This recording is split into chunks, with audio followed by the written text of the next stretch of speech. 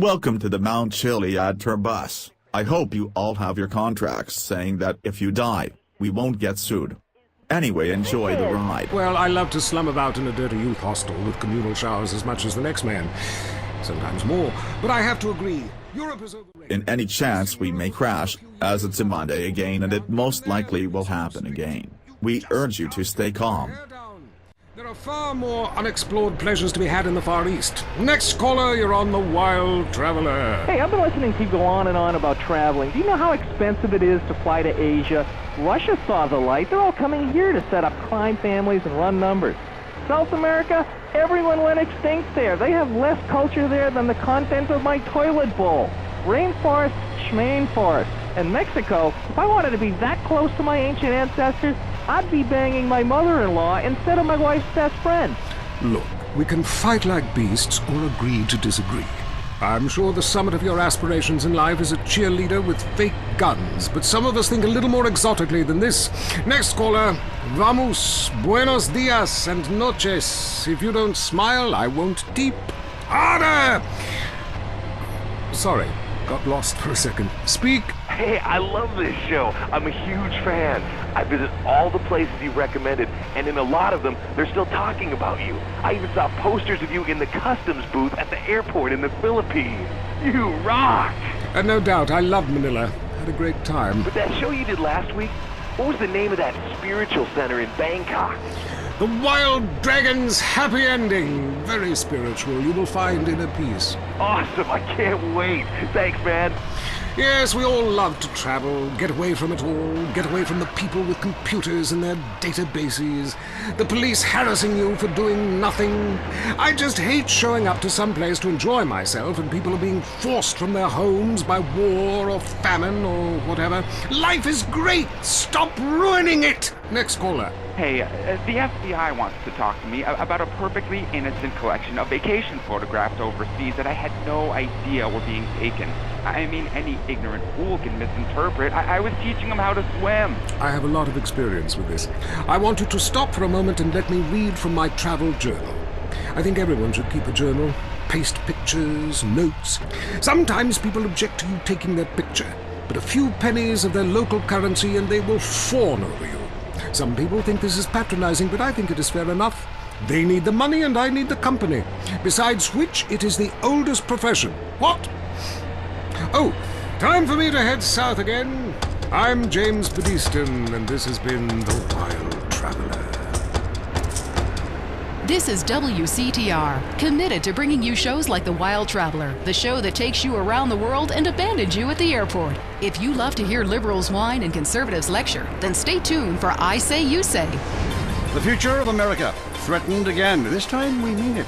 I'm Dr. Phillips. And I'm also Dr. Phillips. Today on the show, do cave paintings in museums make us violent? The anti-beef movement. Both Hitler and Mussolini were vegetarians. And we take on the... If you look to your, right? No, left. No. Yes, left. You'll see a couple of people in green shirts beating up a guy wearing a purple rag and jumper. I say, you say. We share last names, but that's my wife Mary, and this is I Say, You Say, where left is right and right is wrong. Or where east meets west, and the west always wins. That wall came down, darling. Yes, unfortunately it did. I don't know if you saw today's news, so who is in the right in this great dialectical disaster?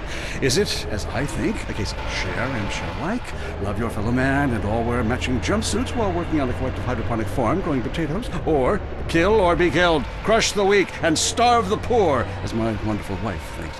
You decide, or let us decide for you. Give us a call, and let my wife, a professor in social Darwinism, or me, a lecturer in pointless anthropology, work things out. That's the problem with liberals. They don't know when to shut up and enjoy freedom. Let's go to the phones. Yeah, hi. Here's the deal. I'm really funny, but nobody wants to hire somebody funny. I mean, how is that fair? I mean, I'm white, middle class, very erudite, whatever that means, but people just respond badly to me. I don't understand it. Are you related to my husband?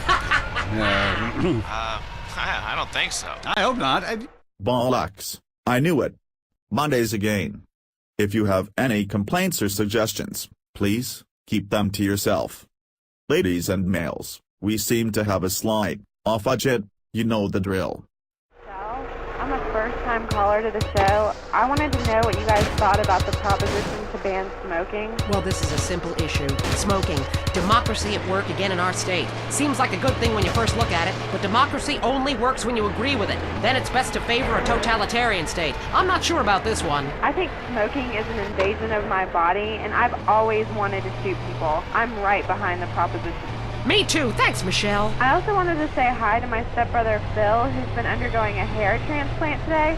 Hey Phil, if you're listening, I hope it sticks this time. I won't tell anyone you've got plugs, honey. I'm really proud of you. That's great, honey. But if you want shout-outs, call the rap station. That's offensive, and I'm really offended by what you're saying. I'm a smoker. This used to be a free country. When? Ha! Good point, Dolly. Gotcha. Yes, good point. But remember, our founding fathers grew tobacco. It relaxed them between stressful stints of genocide and witch burning.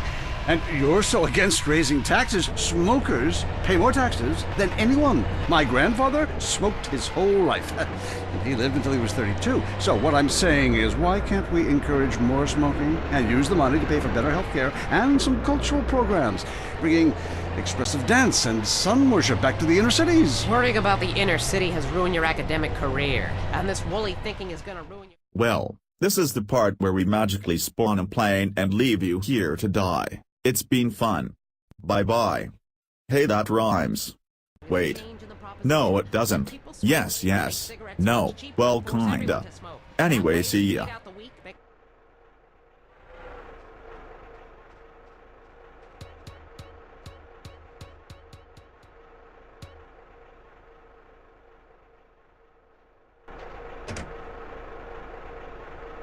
Good question. I would certainly hope so.